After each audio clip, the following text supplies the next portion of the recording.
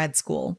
That doesn't mean this work is easy. How do we, as a very financially constricted institution, figure out a path to meet these requirements now? That's a question lots of institutions around the country are asking.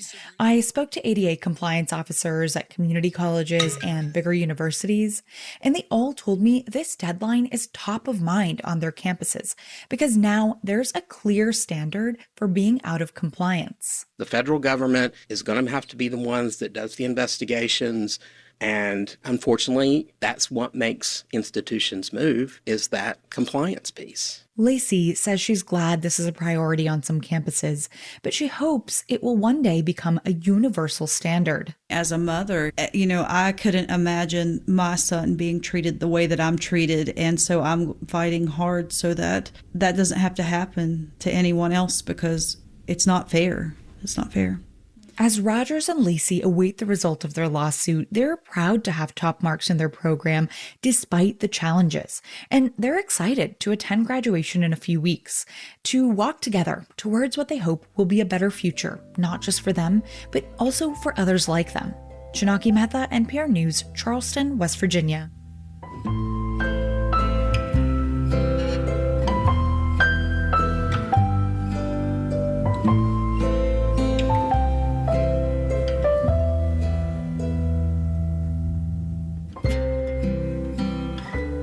This is NPR News. And it's on WNYC. Coming up, it's Marketplace on the show tonight. Some countries in Europe and Asia are under temporary gas price caps to help control costs for consumers.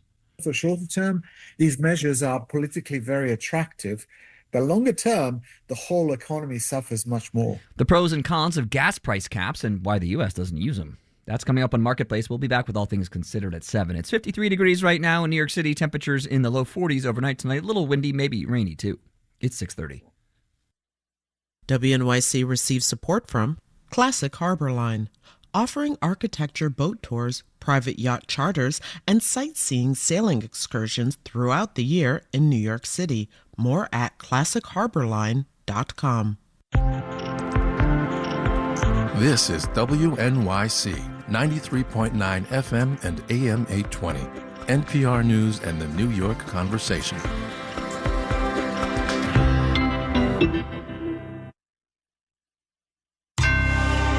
Marketplace is supported by Solidigm, offering solid-state storage solutions optimized for AI. Solidigm, AI data infrastructure built on a solid foundation. Learn more at storageforai.com. Unless and until the war tells us otherwise, inflation is our through line this week. From American Public Media, this is Marketplace. Marketplace is supported by Drexel University, a research institution with an academic model that integrates classroom study with professional experience. Learn more about experiential education at drexel.edu. And by Bison Managed 401k, a service where advisors actively manage 401k accounts to help individuals meet retirement goals. The Bison calculator is available at powermy401k.com. And by Bitwarden Password Manager. Filing taxes involves managing multiple accounts and securely sharing sensitive information across devices. Bitwarden is designed to help users protect logins and documents this tax season. Bitwarden.com. In Los Angeles, I'm Kai Rizdal. It is Monday today, 6 April. Good as it always is to have you along, everybody. As we sit here to start the week, news of the war and its economic ripples is calm. Threats, of course, bluster, but nothing tangible yet. So we are going to stick with what we know. And what we know so far is that inflation is going to be a key economic talking point the next 4 days. Gas prices, yes. Oil up a bit again today. 2 key price measures coming in the next couple of days. The Personal Consumption Expenditures Price Index, PCE in the vernacular, and then the Consumer Price Index on Friday. But we start today with one of those economic ripples, the Institute for Supply Management's Purchasing Managers Index. It's the prices businesses pay, services sector businesses in particular, the prices they are paying for what they need. Those prices shot up 7.7 percentage points in March. That is the biggest monthly increase since 2012. Marketplace's Mitchell Hartman starts us off. Today's report on the service industry followed another one last week covering manufacturing. Dan North at credit insurer Allianz Trade says these private sector ISM reports are really important for gauging inflationary pressures in near real time. It is the most up-to-date data. The government data, such as CPI, is at least a month behind. And what does the ISM data show? Prices have gone up pretty sharply, especially in manufacturing, up 19% in 2 months. Jay Hatfield at Infrastructure Capital Advisors explains the mechanism. Increases in oil prices translate into increases in gasoline, but also, importantly, diesel, because diesel prices really filter into everything. It's what Hatfield calls the bleed-through effect, as the cost of producing goods and moving goods and people goes up. Food is about 40% energy, but it also shows up in airline prices, transportation because of the diesel increase. Surcharges for diesel fuel are now being passed along the supply chain to businesses and ultimately consumers. It's not only oil prices driving higher inflation, says Mark Zandi, chief economist at Moody's Analytics. There's a bunch of stuff juicing up inflationary pressures. I mean, obviously there's the tariffs. That continues to pass through. That's not over. But that's been a slow burn as businesses held off on raising prices amid all the policy uncertainty. Zandi says the inflation effect of higher crude oil has been almost immediate. Later this week, we'll get the Consumer Price Index for March and the PCE Price Index for February. Zandi says based on all the data we have to date, it looks like inflation right now is 3% year over year. And just for context, the Fed wants 2%. Even if the war came to an end relatively soon, by this summer, we're looking at 3.5 to 4. So I'd buckle up. For a bumpy ride with no more Fed rate cuts on the horizon this year. I'm Mitchell Hartman for Marketplace. Buckling up indeed. Wall Street today, oil traders do seem to be able to read the room. Equities traders, less so. We'll have the details when we do the numbers.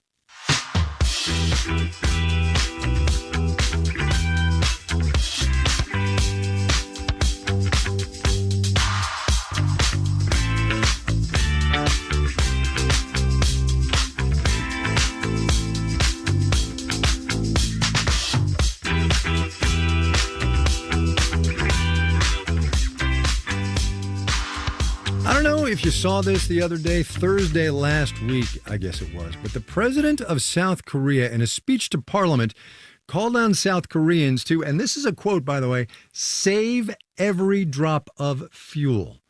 That's how tightly the war in the Middle East has squeezed the planet's oil supply. And it's another reminder, not obviously that we needed it, that oil trades in a global market, and governments everywhere are doing different things to help control consumer costs.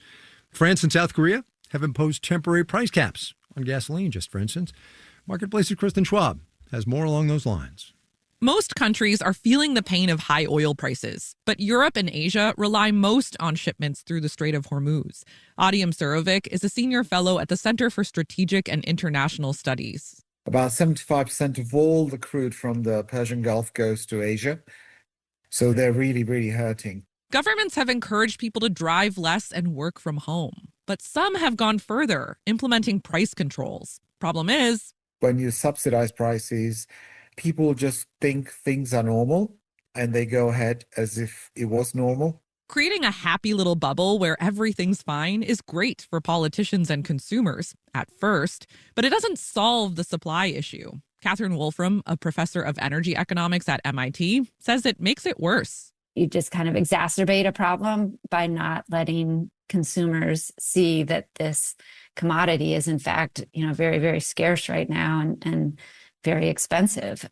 High prices are supposed to be a signal, and without it, people keep driving as if no oil shortage exists. The U.S. is a big enough consumer that if we were to cap prices, it encourage consumption enough that it would drive the oil prices up even more. It would kind of worsen the problem, leading to longer term pain. There are also pretty immediate economic consequences. Temporary price caps usually promote panic buying, hoarding, and theft. Severin Borenstein is faculty director at UC Berkeley's Energy Institute at Haas. Everybody who was alive at the time remembers the gas lines of the 1970s. At one point during the 1979 oil crisis, the U.S. even implemented a rationing rule where drivers could only purchase gas on alternating days based on whether the last digit of their license plate was odd or even. It created a lot of friction. When you have those gas lines, people start having to plan their days around getting fuel. People can't get to work, businesses can't deliver goods, and in the end, that causes more economic damage, says Borenstein, than having to pay for expensive gas. I'm Kristen Schwab for Marketplace.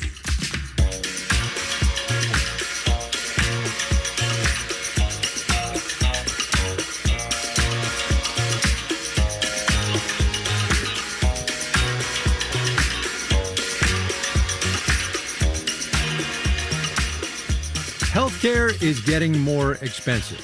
Full stop. Don't need to elaborate on that one too much. Because it is getting so expensive, there are various and sundry new ways to ease that burden just a bit coming out of Washington. A provision deep in the GOP's tax cut law of a year ago lets more Americans open a health savings account, an HSA. But HSAs are also being hyped as an investment vehicle of sorts. So, with the obligatory reminder to always consult your own financial advisor and the reminder that nothing in healthcare is ever simple, Blake Farmer from WPLN in Nashville has the story. Mike McKee is a showman. That's him behind the drums. As a musician, McKee has always been self-employed and on his own for insurance. That means going with high-deductible plans. They're less expensive each month, but leave you with bigger medical bills. The plans also allow you to start a health savings account, but he never has. The math didn't math for me. He'd rather save in more straightforward ways, retirement accounts, or college savings for the kid.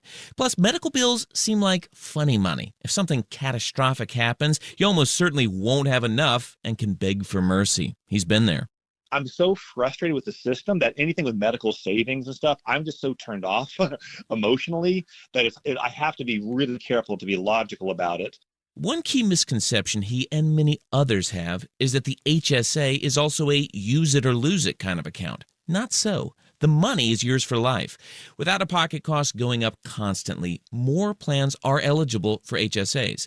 Not just high-deductible plans. This year, catastrophic and bronze-level plans on the federal marketplace are HSA eligible.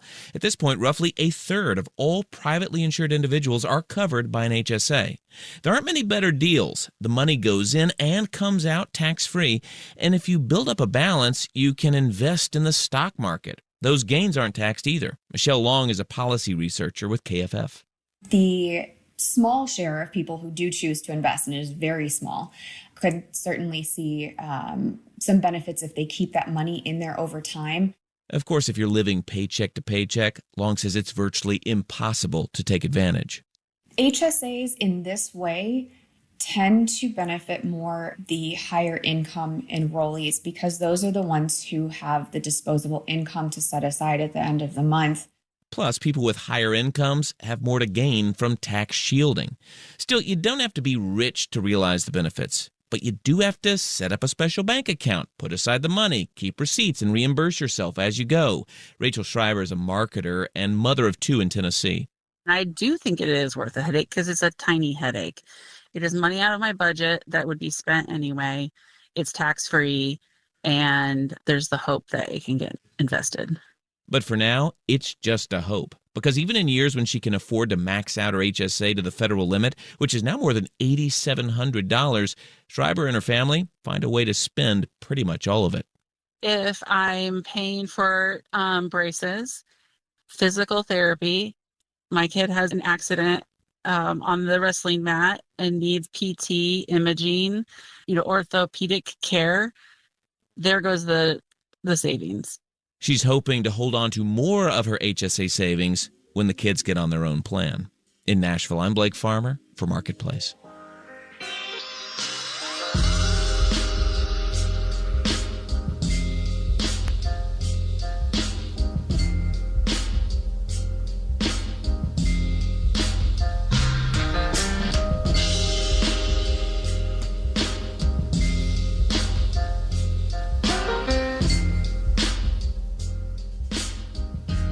There you are, solidly established in your career of choice, and along comes a new technology that, best case, is going to be hugely disruptive.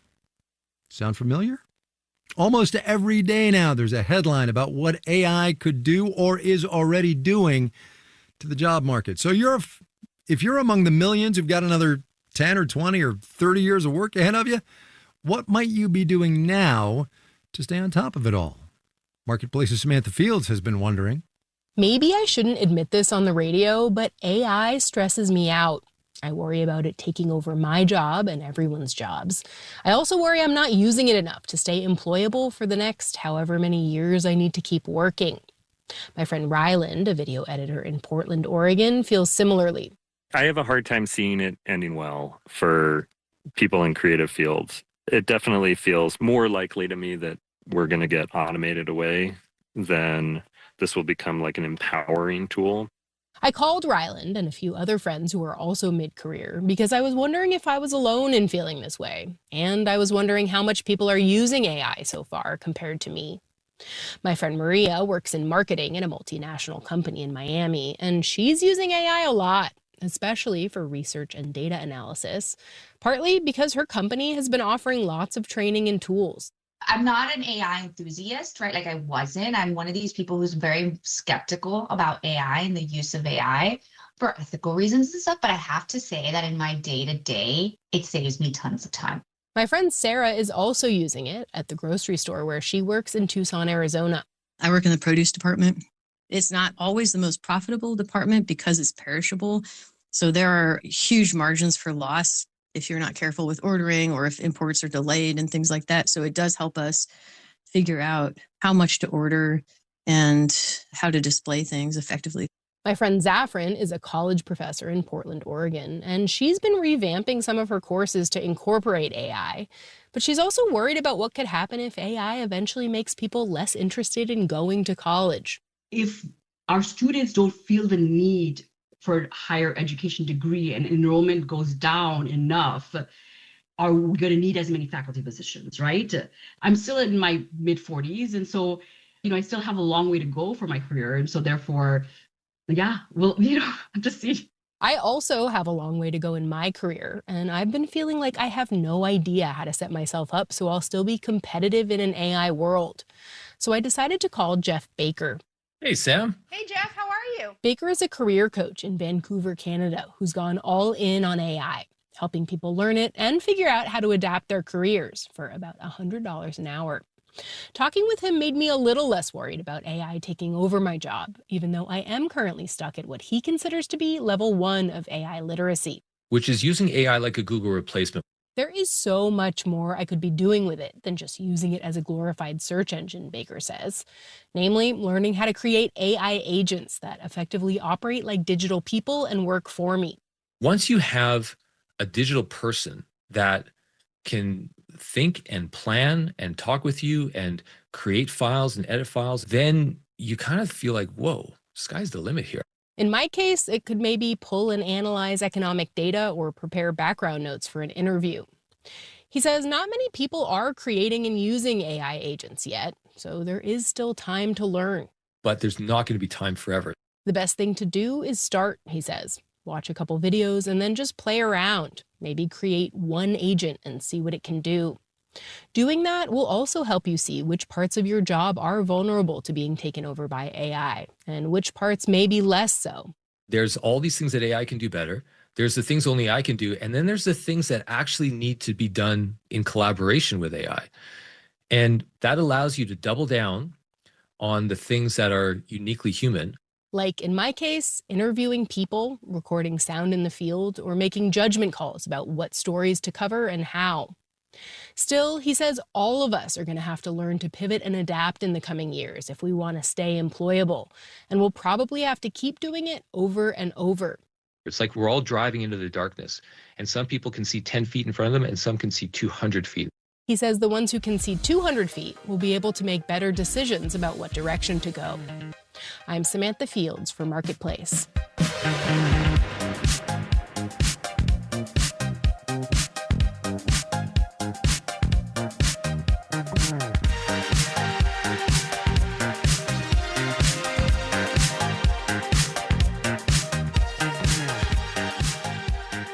Coming up.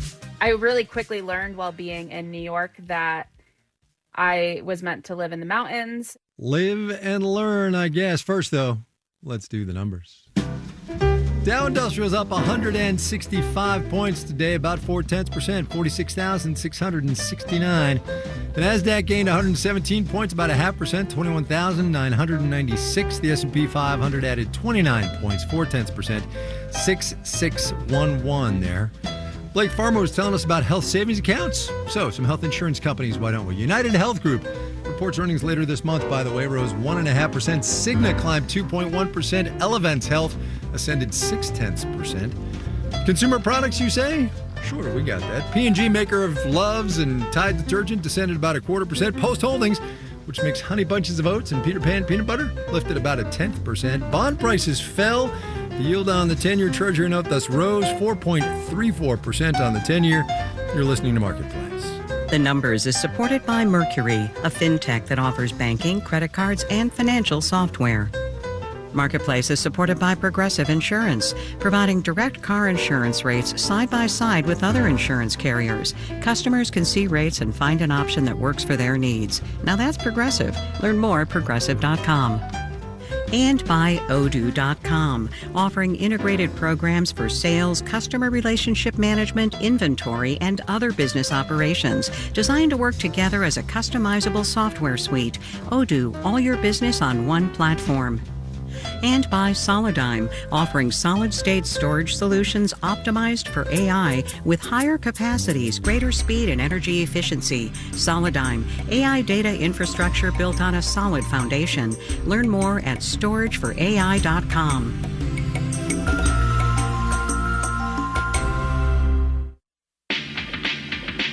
This month kicks off a busy season for book releases. On the next All of It, guests include Patrick Radden Keefe on his book that looks at the death of a young grifter pretending to be a Russian oligarch and Scotland Yard's handling of his case. The book is called London Falling. And Emma Straub on her new novel, American Fantasy, about the shenanigans that happen on a 90s boy band cruise. I'm Allison Stewart. Join us for All of It, weekdays at noon on WNYC. WNYC is supported by the Nature Conservancy. This Earth Day, there's reason for hope. The Nature Conservancy is helping to protect the lands and waters that everyone depends on, so people and nature can thrive together. More at nature.org/New York. You're listening to Marketplace on WNYC. Coming up in the 7 o'clock hour of All Things Considered, as the astronauts of Artemis II pass by the lunar surface, they add to the experiences of other missions that flew to the moon. At 7 o'clock, we're going to get moon views. That and more coming up. This is Marketplace. I'm Kai Ryssdal. We have talked a bit on the program, I believe, about thrifting, clothes being given a second life in the resale market, and how that's becoming more and more popular. And we do have some data on that now. The online thrifting platform ThredUp, so a vested interest there. ThredUp says almost 60% of consumers bought secondhand clothes last year, and that the resale market is actually outpacing the broader retail clothing market. Marketplace's Carla Javier called around to put those numbers in some context and what they might portend for consumers and for retailers. Secondhand shopping is even impacting the luxury market, says Pierre Dupriel at Boston Consulting Group.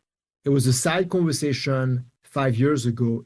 But today, Dupriel says, luxury shoppers are perusing the secondhand market at increasing rates. Affordability is one reason. Another is sustainability. Plus, Dupriel says, it can be kind of fun. I think the thrill of the hunt is a big driver. And in the resale market, remember, customers aren't just buying stuff, they're also selling it too. Dupriel says people who accumulated a lot of things, especially during the COVID years, could be ready for what he calls a wardrobe detox. So I think the detox is a big piece of the reason to sell. The second one is, because they just also want to be able to buy more secondhand. Much of the projected growth in secondhand shopping will be driven by younger consumers, says Neil Saunders at Global Data, which has been studying the resale market with ThredUp for years now. They're very, very keen on the resale market. And as they mature into higher spending consumers, the evidence suggests that they're going to keep spending on resale for a fairly large proportion of their apparel needs. Brands are getting in on it too. Saunders points to Lululemon and Levi's, which also offer resale options to their customers. It doesn't take away necessarily from the existing business. It just may attract some new customers, some different types of spending that they weren't getting access to before. Pricing secondhand items as they come in and out can be especially tricky for companies that do this, says Sucharita Kadali at Forrester. It's a balance between what's the right number that makes it attractive for people to give their good merchandise, but at the same time that you're not going to lose money on that merchandise.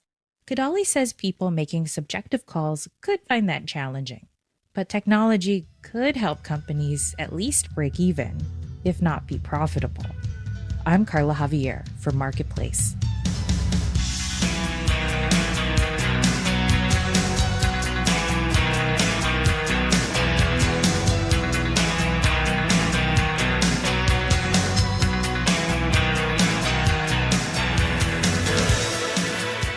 There was a time in this economy when the only way to sell your stuff was to travel from place to place and meet your customers where they were.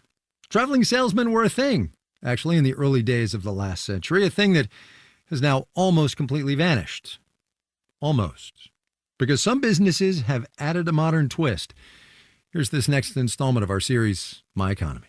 My name is Haley Grisham Hampton, and I am the owner and designer at Hurry Slow Hat Co., which is based in New Hampshire. All of the artwork on all of our hats are original graphics of mine.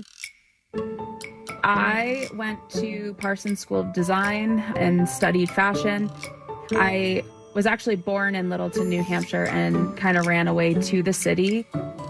I really quickly learned while being in New York that I was meant to live in the mountains, and I came to the realization that if I wanted to live where I wanted to live, I almost had to create that position for myself. My husband and I had this kind of dream about moving into a van, living on the road, and traveling the country, and it may be old-fashioned, but we always really found that the best way of selling our product was in person. If we can go and meet like store owners or buyers in person, we might have a better chance of getting our products on their shelves. We decided about 2 years ago to buy a van. Throughout the 13 months that we lived in our van, we went into hundreds of stores, outdoor stores, boutiques, co-ops, any type of store you could think of. It could be a gym retail area. At our absolute peak last year, we were in about 50 stores. We definitely heard more no's than yeses, but 50 stores for a small company like ours is a ton. We went all the way to the West Coast, did most of the Pacific Coast Highway up to Bend, and then came back. And when we came back, I really needed stability. I felt like we had been on the go for so long that I really just wanted to feel a little bit more rooted. We ended up finding our dream storefront location in Littleton, New Hampshire. So we've been there for a couple months. We are in the process of onboarding our first employee, and to have help putting tags on hats and to have help with cleaning and some of the day-to-day maintenance of the space, that's been amazing. And up until this point, and having a physical storefront, that wasn't really an option for us. I'm hopeful this year that will be the first year that I will be able to pay myself every single week. And this is truly the best space that we could have ever dreamt of for our company. So we'll be there forever.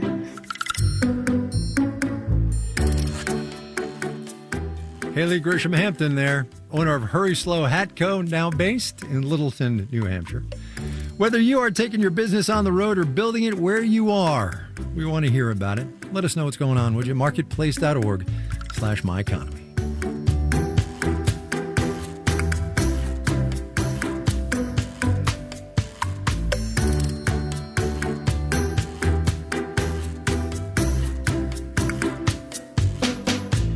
Marketplace is supported by GEP, at the forefront of agentic procurement orchestration and autonomous supply chains. With GEP Smart Software, GEP Key Agentic AI, and Strategy Consulting, GEP works to help business optimize value and reduce risk. And by Baird. Baird strives to attract and retain top financial professionals, providing stability and continuity of advice for clients across market environments. More information at BairdDifference.com. This final note on the way out today, we started with inflation. That is where we are going to end with the root cause, more specifically. You might have seen that OPEC met this weekend and agreed to boost production by 206,000 barrels a day, which, great, right? The daily global shortfall, with the Strait of Hormuz staying closed, daily global shortfall, between 10 and 12 million barrels of crude oil every single day. Also assorted fertilizers and other petroleum products, as you have heard. Amir Bibawi, Caitlin Esch, John Gordon, Noya Carr, Steve Mullis, and Stephanie Seek are the Marketplace editing staff. Kelly Silvera is the news director. And I'm Kai Rizdal. We will see you tomorrow, everybody.